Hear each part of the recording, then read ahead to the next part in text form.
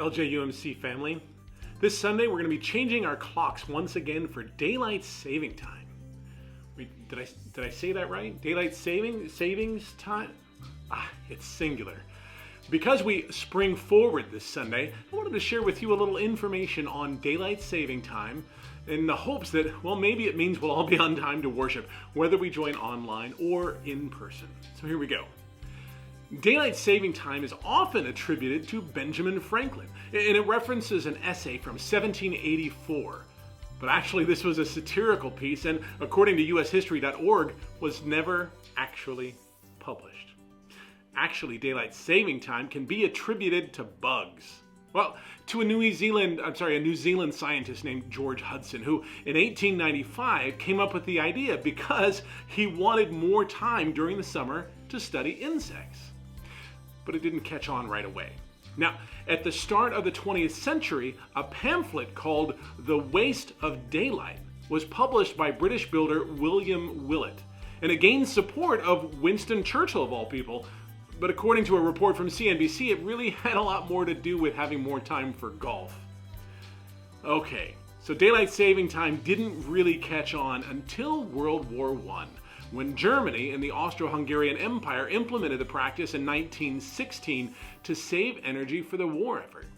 Now, not to be undone, Britain and their allies immediately followed suit, but for the most part, this ended after the conclusion of the war.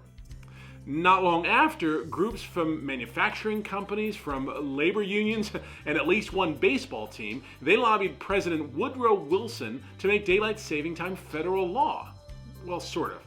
But contrary to popular belief, it was actually wildly unpopular with U.S. farmers, whose congressional representatives got daylight saving time overturned almost right away. In the 1930s, only 1 in 4 Americans observed daylight saving time.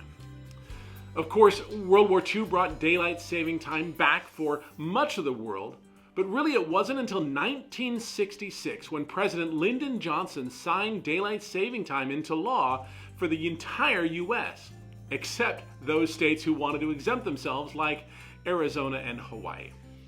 Now, you may remember that here in the state of California, Prop 7 was passed in 2018, which allowed the state legislature to change the times of daylight saving time by a 2/3 vote. But really, there are all kinds of messy legal requirements, including an act of Congress. Now, I'm not sure if you're entertained by all of this, or maybe this has really bored you to the point that you've made up for the hour of sleep that you're about to lose this Sunday.